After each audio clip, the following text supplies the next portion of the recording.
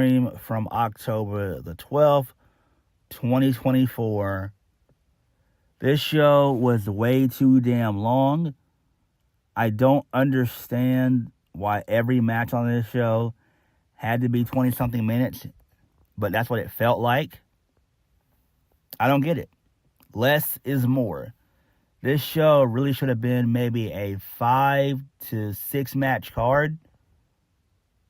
Not 9 matches, but that's AEW. They want to complicate everything. I don't get it. I really don't. I'm tired of these long 4-hour pay-per-views. Stop it. Enough is enough. My God. I hate when Tony Khan does this shit. So, I want to do the review a little bit differently. I want to start with the main event first. Talk about it for a good little bit. And then from there, we'll get into Swerve rejecting the offer from MVP and Shelton Benjamin to join the Hurt Syndicate. And then from there, we'll get into the remainder of the review. We'll start at the top. So that's how we'll do it, because really and truthfully, Wrestle Dream, the only match worth watching on this show was just the main event, and that's it. Nothing more, nothing less. Everything else on the show felt like it could have taken place on a Dynamite or Collision. That's just how this show felt to me. And I'm honestly disappointed how horrible Wrestle Dream was. But, that's just me. All right. Main event. Jon Moxley versus Bryan Danielson for the AEW World Championship. Jon Moxley defeats Bryan Danielson via the Bulldog Choke, and Bryan just passes out, and that was essentially it. So Bryan Danielson's career is no more. So at the start of the match, Bryan Danielson was making his entrance, and then Moxley attacked him. The two of them, they brought him on the outside. They traded, choking each other out with cables. So, there's that.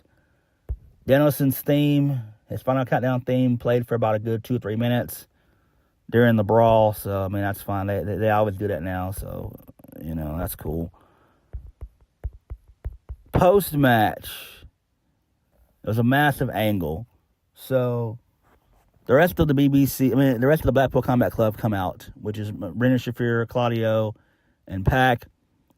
So, Mox then hands the belt to Claudio. They put it in a gym bag. So, Jon Moxley, he's looking for the plastic bag. He finds it. Wheeler Yuta and Darby Allin, they come out to chase him off. So then Wheeler Yuta, he attacks Darby. He joins up with Mox. So Mox hands the plastic bag to Yuta. He puts it over Danielson's head. Darby's hands are taped up to the ropes, so he can't help out. Then Private Party and Jeff Jarrett come out to basically prevent Bryan Danielson getting murdered. And then Claudio then puts a chair around the neck of Danielson. He stumps on it, and then Orange Cassidy and other baby faces, they come out to make the save. And then Danielson gets stretchered out, and that was it. So Bryan Danielson is no longer a full-time wrestler. His career is over, which is fine. We all knew this was going to happen. But with Moxley talking these Bray Wyatt-esque promos, I was thinking that Shane McMahon was going to show up or Sami Callihan was going to show up. None of those two things happened. None of those things happened at all, which was weird to me. There has to be a higher power behind all of this. There has to be. So does that mean we'll see maybe Shane McMahon show up around Full Gear in 6 weeks' time?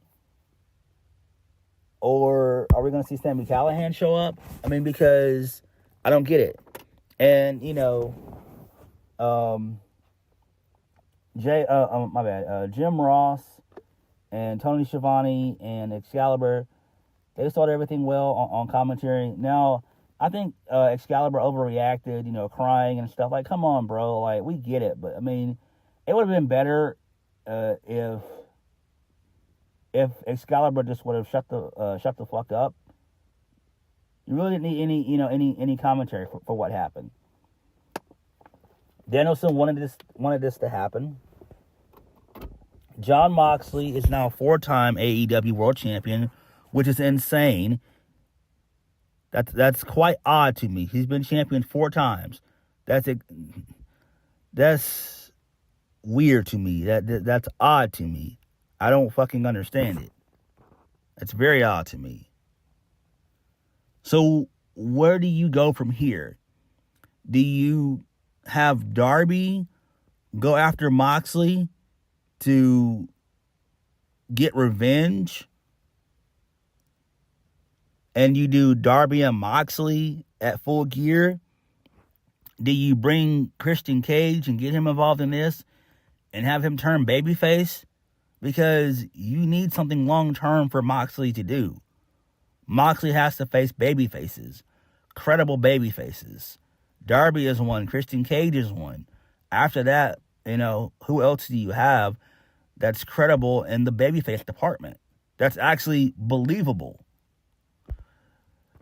I know this is weird what I'm about to say, but do you turn Hangman babyface? I think you do. I think you turn Hangman babyface. I think after Moxley beats Darby and Christian, then you have Hangman be the one who confronts Moxley. And then you do Moxley and Hangman at either maybe World's End, or you save that and you do that at Revolution. But you got to do something. You got to. Moxley is now, AEW World Champion. He has to face off against credible babyfaces. And again, who's the higher power behind all of this? Who's orchestrating all of this?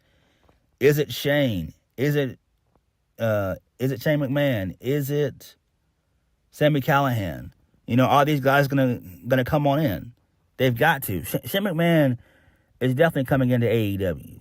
Like, that's a given. But, it is what it is. But this was fine. It was a little bit odd to me, but it's AEW. They do odd shit. And, Danielson's been wanting to get neck surgery for a while anyway, so this makes sense. I just thought they were probably going to be better off going with Christian Cage getting involved in the match, cashing in his AEW contract, and then having him be the one take the pin, and Moxley beats Christian Cage in the process, and then we do Danielson and Moxley at Full Gear, and that's when Danielson gets his final send-off, but it didn't happen like that. So it is what it is. It's fine. It makes perfect sense. I get where they're going with all this shit. All right. Moving on. Swerve Strickland is back. So Prince Nana, he's in the ring. He brings out Swerve Strickland. Swerve gets on the mic, and he says that he's medically cleared to return. This was a really long segment. This went about maybe 10 minutes, which was good. So this gave us, quite a bit of downtime. So MVP, he comes out. He interrupts with Shelton Benjamin. So Swerve basically just rejects MVP's offer, and he sticks with Prince Nana. And so Shelton Benjamin gets in Swerve's face, and then officials run out to break it up. This is fine. This makes perfect sense. I like this. This lets us know that Bobby Lashley is soon to debut in AEW. I'm shocked they didn't bring Lashley here and debut him on pay-per-view, but I get where they're going with this. So it does make, perfect sense. I like this. I can't wait to see Swerve and Benjamin. And then maybe that's when we get Lashley showing up, maybe at Full Gear. So they got 6 weeks to build this up. That's what I would do. I wouldn't, do Benjamin's first match on a random episode of Dynamite. I would just save his first match for Full Gear. And then that's when we see Bobby Lashley. So that makes perfect sense. So I like this. And then also, in the process, Swerve put over Shelton Benjamin and everything else. So this was great. It was a bit long. The promo was a bit long. But I get it, It makes perfect sense. Okay. Let's start off with the first match of the night. So, first match of the night. Hangman Adam Page defeats Jay White defeats Hangman Adam Page. So, Hangman was going for the buckshot lariat, and then he got caught by Jay White, and then he gets hit with the Blade Wonder for the 1, 2, 3. Interesting decision here. That makes perfect sense. So I'm guessing this is going to be a feud. This is not going to be a one and done. So this is probably going to be a feud. This makes sense. I'm glad that Jay White got a win. I'm glad that he's back. And we have to see where this leads.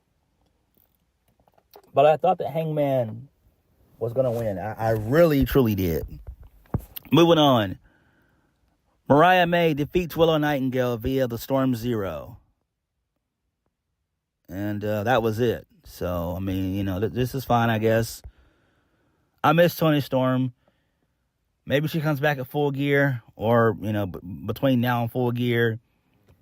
And then we run Mariah May and Toni Storm at Full Gear. Maybe we do like a steel cage or a last woman standing match or something like that. But, we desperately need Toni Storm back like nobody's business. We really, truly do.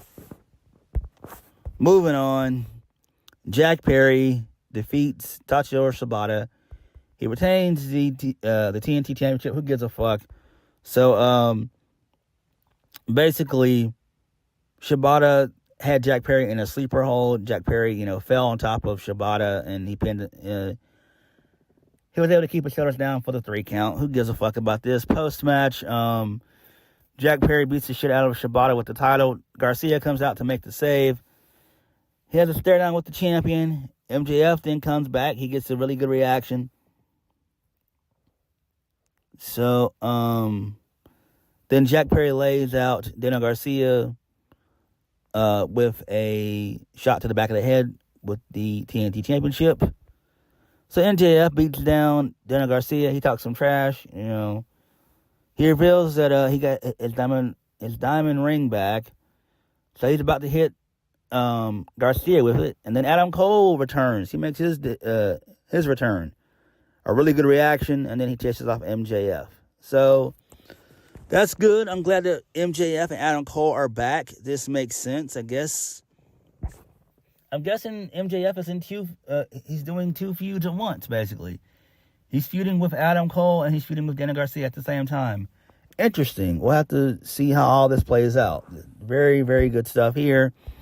I'm glad that both of those guys are back. Moving on. Triple threat. Will Ospreay, Takeshita, Takeshita, and Ricochet for the AEW International Championship. Takeshita gets the win, which was great. Perfect. So, basically, Kyle Fletcher comes out in a hoodie. He has a screwdriver. He turns on Will Ospreay. This allows for Knonsuke to hit the running knee strike, and then the ref counts to 1, 2, 3. So, this is great. Perfect. I'm glad that Knonsuke Takeshita is finally a champion. The guy deserves it. He earned it. He's worked his ass off. He's not really done much in AEW during this heel turn. But finally, his patience has paid off. And I'm happy for him. So, I'm guessing we're getting Will Ospreay and Ricochet next year, I would assume, you could run that back. Well, actually, if you wanted to, you could run that at World's End in December if you really wanted to. But I would just wait for Revolution next year. And it seems like they're going to feud Ospreay with Kyle Fletcher. Who gives a fuck? But, I'm glad that Takeshita is a champion. So, kudos to him. Moving on. Hologram, he wins the 2 out of 3 falls match. He defeats the Beast Mortos. This really should have been on the pre-show. This should not have been on the main show. This was dumb. Who cares? Who fucking cares? Moving on. Darby Allin versus Brody King. So, Darby gets the win via the coffin drop. That's fine.